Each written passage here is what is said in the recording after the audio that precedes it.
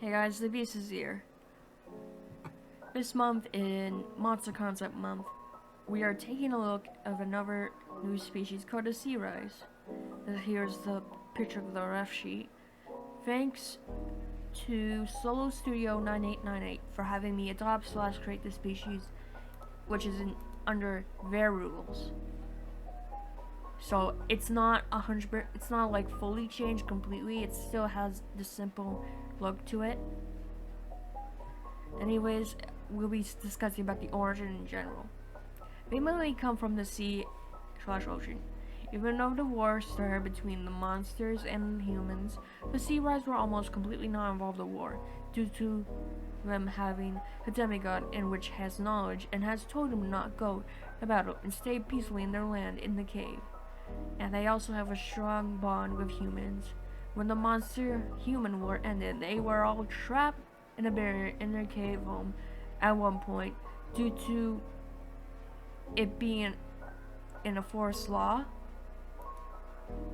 Unlike the Mount Ebot, the Sea-raies were pretty chill to the humans that wished to come in, thus they only had the barrier for 1 year due to good behavior towards humans. In the place they live in, they coexist with humans since then. Alright, there's 3 versions of the Sea-raies. Let me first start with the regular version. Their height is 4 feet, their weight is 100 pounds, and where they live, they usually live near the ocean and sea places. Also in towns that are mainly near those places due to being weaker when away from the ocean area. The elemental powers they have is element of water, which is only it so far. The fine style, the middle shell on its belt is used as a weapon to slash at enemies. They are able to summon more shells to also use to throw at it. Just to let you know that regulars don't normally fight unless they're in danger / self-defense. We will discuss the samurai versions later. They also are strong near ocean areas. Their diet, they don't eat nor drink due to having no mouths. What they do is absorb the seawater and photosynthesis in the sun. Which that means they can't go into dark places. The cave has sunlight places where there's sun, so the regular and the samurai versions both communicate first through sign language / noises with their nose. But later on, when technology advanced, they were able to use a collar that, when they press the button, talks on what they want to say. Liquid versions can be at any age if wanting to, since they're just since in the Sea-raies species. The species name and nickname, we're gonna go over to the samurai version of the Sea-raies. The height is 4 feet 6 inches. Weight is 110 pounds, which is a little heavier, but they're more flexible. Where they live is the same thing I said before. Their elemental powers is the element of water and mentality. Letting you guys know, the mentality is a very common element to have, so it's nothing new. Fighting style, this mode is specialized for fighting and protecting. Despite a few changes they have gotten, they are now faster, and the shell in the middle has changed into a sharp sword made of shells. They are fast, have strong attack, and can dodge easily.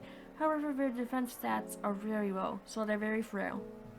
The diet is the same as I said before, because they still don't have mouths.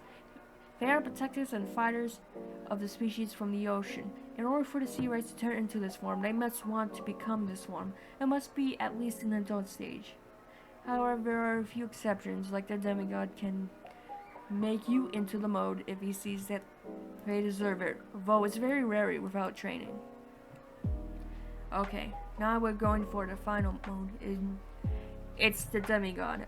I will cover this fully in a different time, but I will say the origin and reason of in the demigods, because this isn't a normal version to have the Sea-raies. There's only one demigod in each element. The thing is, the demigods aren't exclusive to a specific species. Thus, any species in the specific category of the element gets earned, unlike kings and queens. Demigods are the wisdom of a group of their specific element, so they're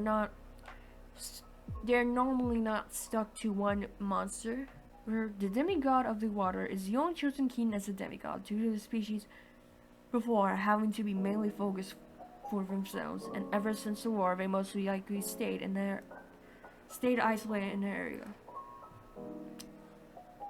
But they're not fully isolated, just so you guys know, because if anyone wants to, they can visit them at any time in any place, but normally the Sea-raies stay in one place themselves. There's like only very few Sea-raies that actually go out of their comfort zone. Alright, now we're discussing the concept of the Sea-raies in general. Sea-raies stands for Sea Samurais. The concept. It was made from the B design that's shown right here. And not only that, I took references of the Oshawott/Duat from Pokemon. I really do not like Samurott for how it ruins the samurai feel from the evolution line. I wouldn't say it's a complete change to that, but it's something that inspired and put a twist to fit into the Underswap world. The demigod one is basically a bigger regular version of the Sea-raies. Its appearance is more on the wise side rather than fighting, even though it doesn't go over to the samurai thing, except using its shell as a weapon if they want it to. But again, this transformation isn't normally normal to happen due to it being the demigod behind the element of water. So each demigod is supposed to represent each of the water element. Anyways, if you guys are interested in creating your own, let me know. If you have any questions, let me know that too. That's all I have to say about the Sea-raies, and I'll see you all next time. Bye.